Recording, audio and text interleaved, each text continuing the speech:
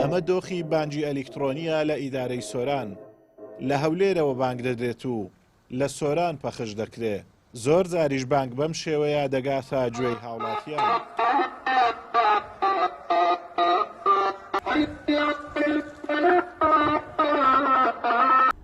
دوای بڕیاری یەکوتاری، وەزارەتی ئەوقاف دەستی بۆ بانگی ئەلیکترۆنیش بردوو.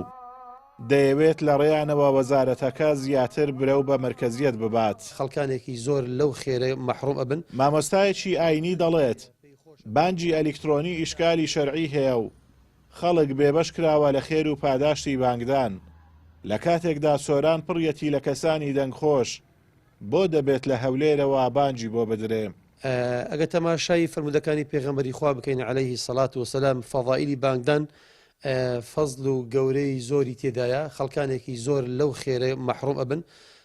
خەڵک حەزی لێیە پێی خۆشە بانگ بدات، حتا ئەگەر تەتەووعیش بیر خەڵکەیە خۆبەخشانە بانگ ئەدات ئەگەر لیان بگەڕێن. بەڵام حکومەت خەڵکێکی زۆری لەو خێرە مەحروم کرد. یەشێکی لەو فەزلە گەورانەی کە پێغەمبەری خوا ئەفەرمێت صلی الله عليه و آله وسلم فەرمێ بانگ بێژەکان لە ڕۆژی قیامەت گردنیان لە هەموو عالەم درێژترە و بەرزترە، وەکو ڕێز و احترامێک کە بانگ بێژەکان جیا بکرێنە ناو خەڵک کە تاجی شکۆ و ویقارە لەسەر سەریدا ئەندێکاوانە بانگ بێژ بووینە. حکومەت ئەوەی بڕیەوە، خەڵکانێک زۆر نیگەرانن لەو ڕۆوە و خەڵکێکی زۆر تەعین بووە بەو ناوە بە ناوی موئەزین ئێستا کاری نەماوە بەڕاستی.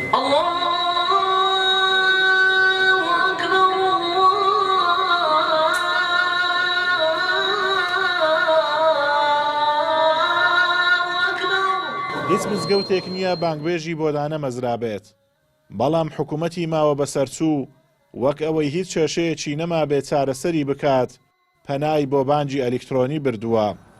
وەزارەتی ئەوقافیش لێشاوێک فەرمانبەری هەیە کە دەیتوانی خولی بانگدان بکاتەوە و دەنگخۆشی بکاتە پێوەری بانگبێژی نەوەک تەسکیەی حزبی.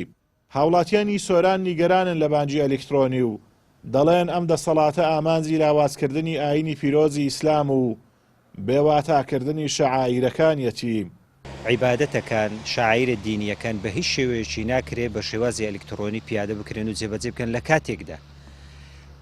ئەتوو کۆمەڵە توانایکی مرۆیی هەیە کە توانەوەی شەی بکەن. بەدەیان و سەدان و هەزارها خەڵکتان دامەزراند و تەعینتان کرد بە ناوی بانگبێژ و قاری و موئەزین. وەڵامم دەنەوە ئەوانە مەسیریان چی لێ دەچیان بەسەردێ. ئەو هەموو گەنجە دەنگخۆشانەمان هەیە، وەکو دەڵێن پێیان خۆشە پەرە بە دەنگخۆشەکەیان بدەن. بەدەیان مزگەوت و بەدەیان کەسی تێدایە ئامادەی تێدایە منافەسەیە لەسەر دەنگخۆشی. ئایا چ وەڵامی ئەو گەنجانە ئەدەنەوە کە بەتەما بوون پەرە بە دەنگخۆشیان بدەن؟ حاڵەتێکی دیکە لەو ڕۆژانە ئەو برادێک یەکێک لە برادەرەکانم ئاگاداری کردمەوە هەر لەسەر بانگی ئەلیکترۆنی لە گەڕەشی بەختیاریە ماڵیان لە بانگی عیشایە بانگی بەیانی درایە هەر لە بانگی عیشایە سەڵات و خەیر منە نەوم. یعنی ئەو خەڵکە هێشتا دەخەوێدانیە و نەخەوتیە پێیان ئەڵێ ئەسەڵات و خەیر منە نەوم.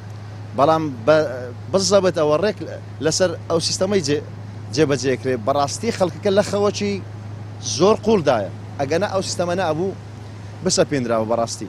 نەفەرێک بی دەنگخۆش بی لە مزگەوتێ بانگ و کە بارا بدەن نەکە ئەوان ترۆن ئەوان تڕۆ دەبی ئەنترۆ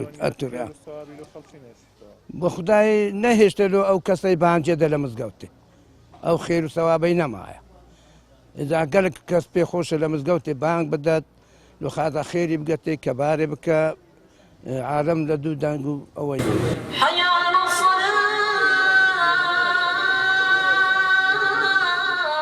بانگدان یەکێکە لە ڕێوڕسمەکانی عیبادەت لە ئیسلام و نیشانەی جیاکەرەوەی نێوان وڵاتانی مسلمانان و کوفرە.